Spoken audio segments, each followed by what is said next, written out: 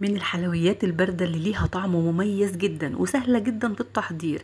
هو الحلى اللي هنعمله النهاردة ناعم وخفيف وتحس ان انتوا بتاكلوا قشطة، ملوكي كده في طعمه وشكله جميل وسهل جدا وهيعجب الكبار والصغار وخطواته بسيطة.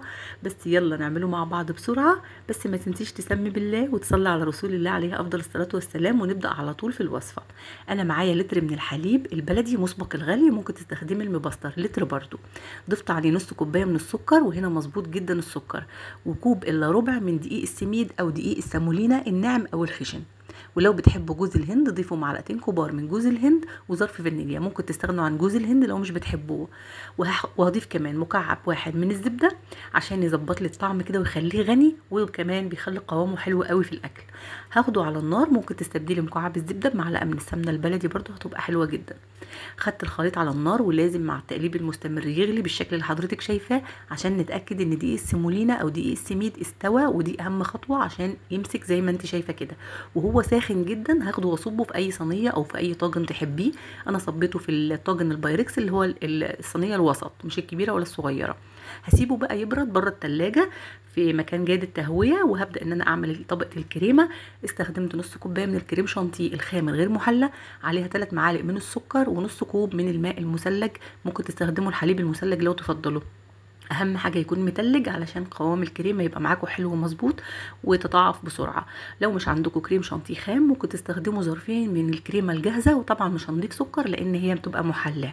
وتتبع الخطوات اللي مكتوبه على الظرف في كميه السوائل اللي هتضربي بيها الكريمه. وزعت الكريمه وسويت سطحها. وطبعا الحلقه بتاعنا النهارده اكيد انا عايزاكم تكتبوا لي اسمه بقى في التعليقات. الاساسي بتاعه كمان عشان اسهلها لكم في التزيين هو الفستق، بس انا بقى اتصرفت وعملت شويه كده من البسكوت المطحون. ممكن كمان تحطي شوكولاته مبشوره، وممكن تحطي جوز هند لو تفضلي. وحبيت ان انا اغير حده اللون بانصاف الكريز، مديله شكل تحفه. عايزه اقول لكم ان الحلا ده من اسهل الحلويات وطعمه ملوكي كده في نفسه، واحنا بجد بجد ناسيينه، ولو جربتوه هتعملوه كتير.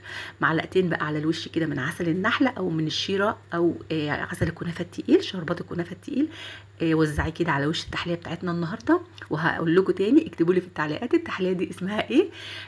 ان شاء الله تجربوها وتعجبكم، وقد ايه سهله وبسيطه. وعايزه اقول لكم شكله خطير وطعمه كمان تحفه، تحسوا كده ان انتوا بتاكلوا قشطه. ولو قدمتوه كمان للضيوف هيعجبهم جدا وهيسالوكم كمان عن الطريقه. وشفتوا في الفيديو قد ايه الطريقه بسيطه وسهله وخطواتها سهله، ومفيش يعني وارد اي فشل معاكي لان كل الخطوات بمنتهى السهوله. لو عجبك الفيديو ما تنسيش تعملي لايك وشير للوصفة، واشوفك ان شاء الله فيديوهات تانية في حفظ الله ورعايته.